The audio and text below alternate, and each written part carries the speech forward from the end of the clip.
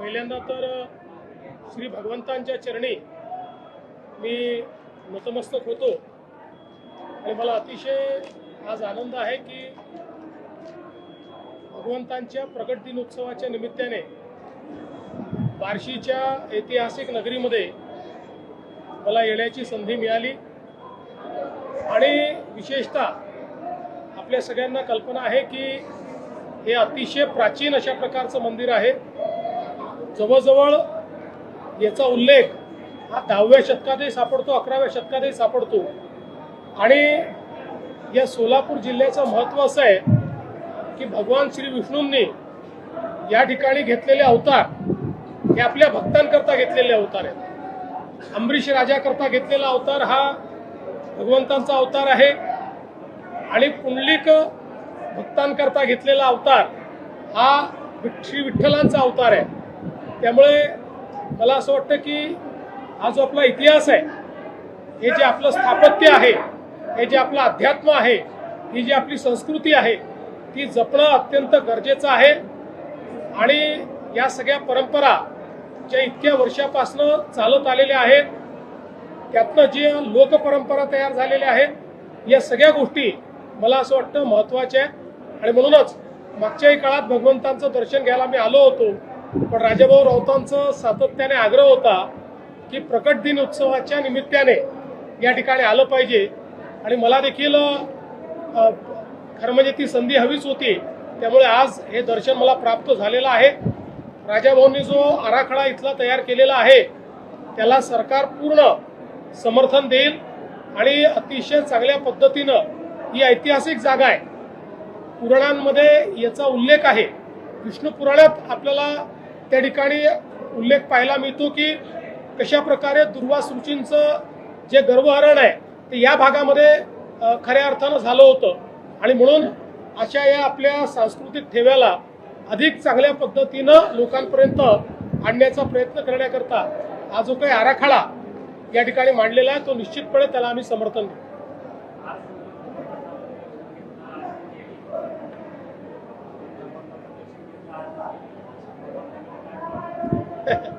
भगवंताने सगळं दिलंच आहे आणि मी तर नेहमी असं म्हणतो की आपले ईश्वर असे आहेत की ज्यांना मागावं लागत नाही, त्यांच्याकडे जाऊन आपण नतमस्तक झालं तर सर्व मनोकामना पूर्ण होतात आणि शेवटी ईश्वरीय शक्ती ही आपल्याला मानसिक बळ देणारी आणि मानसिक बळ मिळालं तर किती प्रश्न समोर आले तरी आपण त्याच्यावर उत्तर शोधू शकतो। भारतीय जनता पार्टी बाबतीत बोललं जातं भाजप हा शहरी लोकांचा आणि शहरी मतदारांचा पक्ष आहे, परंतु मागील 2 महिन्यापूर्वी बार्शी तालुक्यात जिल्हा परिषद आणि पंचायत समितीच्या निवडणुका झाल्या। त्यामध्ये माजी आमदार राजेंद्र राऊत यांच्या नेतृत्वाखाली जिल्हा परिषदेच्या 6 पैकी 6 आणि पंचायत समितीच्या 12 पैकी 12 अशा 18 झिरो फरकाने राजाभाऊंनी 54,000चं मताधिक्य घेऊन ग्रामीण भागात भाजप पक्ष बळकट करण्याचा प्रयत्न केला आणि ते मास लीडर आहेत हे पुन्हा एकदा दाखवून दिलं। ह्या निकालानंतर बार्शी शहर आणि तालुक्यात बॉम्बच्या बाबतीत आपणाकडून राजभाऊ नाईक कोणत्या मोठ्या प्रकारचं बक्षीस मिळेल याबाबत सातत्याने चर्चा होती।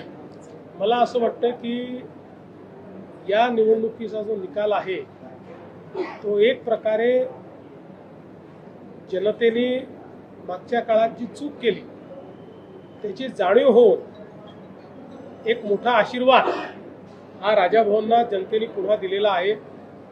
किंबहुना सातत्याने वर्षानुवर्ष जनतेची सेवा करणारे, जनतेकरता संघर्ष करणारे राजाभाऊ आहेत।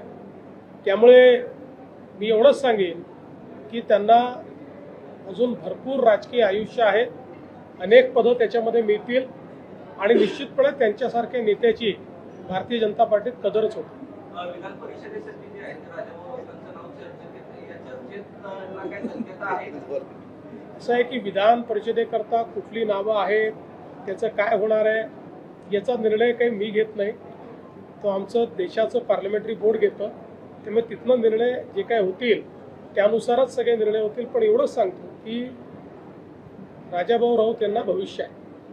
साहेब, कोल्हापुरात 15पेक्षा अधिक तरुणींना अत्याचार झाल्याचं समोर येते. लव जिहादचा संशय असल्याचं देखील समोर येते कोल्हापुरात. बघा, आता तुम्ही कुठल्या घटनेचा उल्लेख करताय त्याची माहिती माझ्याकडे नाही आहे. त्याची माहिती घेऊनच मी त्या संदर्भात बोलेन.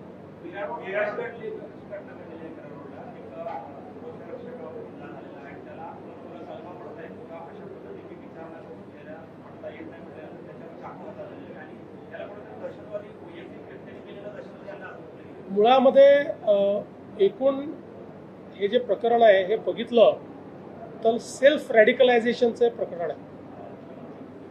मोठ्या प्रमाणात पुस्तकं, साहित्य, इंटरनेट या माध्यमातनं रॅडिकलायझेशनचा जो प्रयत्न आहे त्या प्रयत्नातनं हा जो व्यक्ती आहे, आरोपी आहे, हा तयार झालेला दिसतोय.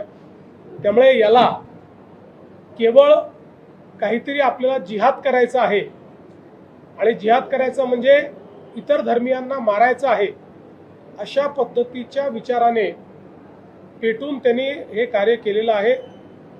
त्याला पकडलेलं आहे.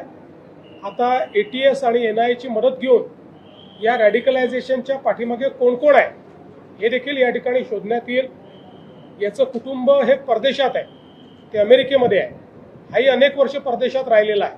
त्यानंतर इथे आल्यानंतर पहिल्यांदा कुर्ल्यामध्ये आणि त्याच्यानंतर नवानगरला तो राहायला आला.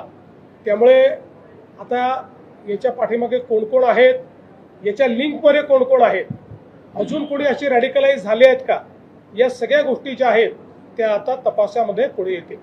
सोलापूर जिल्हा ठिकाणी काँग्रेससाठी आपण दबाव केला होता. आता इथं भाजप पक्षाकडून वाढायचं होतं, काय लक्ष्य करतो मग काय नाही. माझ्या आजूबाजूला बसलेले सगळे शासकीय कर्मचाऱ्यांचं वय 58 करायचं आपल्या जी जी शासकीय कर्मचाऱ्यांचं निवृत्तीचं वय 58 करायचं प्रस्तावित आहे. त्याच्या संदर्भात काय आपण आता आमची चर्चा चाललेली आहे. या संदर्भात युनियनची चर्चा चाललेली आहे. चर्चेअंती मग या संदर्भात काय निर्णय होतो ते बघूया. साहेब, राजाभाऊंच्या कार्यक्रमापासून मागणी आहे ज्या पंढरपूरला मुख्यमंत्र्यांची जशी पूजा होते आषाढीची, तशाच पद्धतीची पूजा जी आहे ती कायमस्वरूपी पालकमंत्र्यांची असते. जे कोणी सोलापूरचे पालकमंत्री असतील त्यांची असते अशी मागणी आहे. मागणी करायची जरूर याचा विचार करू. साहेब, एकनाथ शिंदे मुख्यमंत्री असताना पर्यावरण विभागाच्या वतीनं 11 तलावांना मान्यता दिली होती. मात्र मंत्री पंकजा मुंडेंकडून हा प्रकल्प रद्द करण्यात आला. 11 तलाव. मला कल्पना नाही आहे, मी त्याची माहिती घेऊन सांगेन आपल्याला.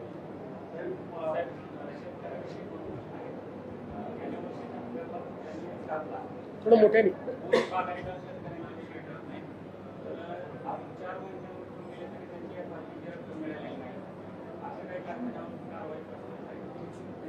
आपल्याला कल्पना आहे की महाराष्ट्रामध्ये दरवर्षी आपण FRP जी आहे ही 99% वर अचीव करतो. थोडं मागे पुढे होतं कारण मार्केटमुळे कारखान्यांवरही कधी आणि अनेक वेळा आपणही मदत केली आहे, सरकारने मदत केली आहे. याही वर्षी ऊस कारखानदारीच्या संदर्भात एक बैठक आम्ही घेतली.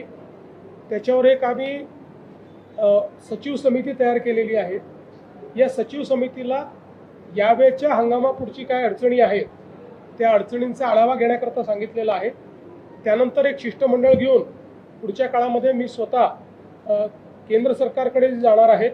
ज्या शिष्टमंडळामध्ये विशेषतः या ठिकाणी ऊस आणि कांदा उत्पादक यांचं एक शिष्टमंडळ घेऊन केंद्राकडनं याच्यामध्ये काय मदत मिळू शकते किंवा कशा प्रकारे नीती निर्धारण केलं जाऊ शकतं या संदर्भातला निर्णय आम्ही करणार आहोत. घरावर जे आहे ते काही शिवाजी कॉम्रेड गोविंद पानसरेंचे जे काही सहकारी त्यावेळेस होते किंवा त्यांच्या विचाराचे जे लोक आहेत त्यांनी त्यांच्या निषेधार्थ जो आहे तो मोर्चा काढला होता. त्या मोर्चेकऱ्यांना आता सध्या ते पकड केली जाते. खरं म्हणजे निरर्थक वाद उभा झालेला आहे. पहिल्यांदा तर हे लक्षात ठेवा की या देशामध्ये छत्रपती शिवरायांचा कोणी अपमान करू शकत नाही. छत्रपती शिवरायांचा मान इतका मोठा आहे की कोणीही त्यांचा अशा पद्धतीनं अपमान करणं हे शक्यच नाही आहे. आता हे जे पुस्तक लिहिलं गेलं आहे 1979ला लिहिलं गेलेलं आहे त्याच्यावर आज वाद उकरून काढायचा आणि दोन्ही बाजूंनी एकमेकावर भिडायचं, मला असं वाटतं की शुद्ध असामाजिक अशा पद्धतीचं असंवेदनशील अशा पद्धतीचं हे कृत्य आहे. मला असं वाटतं आक्षेप घेणाऱ्याने पुस्तक वाचलं आहे की नाही मला माहिती नाही. आंदोलन करणारे तिकडनं जे आलेले आहेत ते आपण कशाकरता करतो हे त्यांना माहिती आहे की नाही मला माहिती नाही. केवळ कुठला तरी मुद्दा पकडायचा आणि त्याच्यावर विवाद उभा करायचा आणि चर्चेत राहायचं हा प्रयत्न योग्य नाही. सर, घाटकोपऱ्यातील लहान मुलींच्या अत्याचार प्रकरणी किरण सोमय्या 12 तास आंदोलन केलेले आहे. त्या संदर्भात क्राईम ब्रँच देखील तपास करते. पुढील आपली कारवाई काय असणार आहे? किरीट सोमय्यांची मागणी आम्ही मान्य केलेली आहे. त्यानुसार त्या ठिकाणी तो जो तपास आहे हा तपास क्राईम ब्रँचला वर्ग करण्यात आलेला आहे आणि त्याचसोबत ज्या ज्या लोकांनी या तपासामध्ये कुठेही कुचकामीपणा केलेला आहे त्यांच्यावर आम्ही कारवाई करतो. बार्शी क्षेत्र विकास आराखडा शासनाने नगरपालिकेने सादर केलाय. मागच्या वेळेस तुम्ही काय पण पाठ्यपुस्तकाच्या आराखड्यात काय नेमके अडचणी? त्याला अडचणी नसतात. त्याच्याकरता खूप वेगवेगळे फोरममधनं तो जावा लागतो. आराखडा शासनाला गेला म्हणजे पहिले कलेक्टरची कमिटी असते, त्याच्यानंतर पालकमंत्र्यांची समिती असते, त्याच्यानंतर जिल्ह्याची समिती करून तो राज्याच्या समितीकडे येतो, त्याच्यानंतर HPC असते, त्याच्यानंतर मुख्यमंत्री कमिटी असते. एवढ्या सगळ्या याच्यातनं एक आराखडा जातो. त्यामुळे तो प्रोसेसमध्ये आहे. चला, धन्यवाद. क्या बात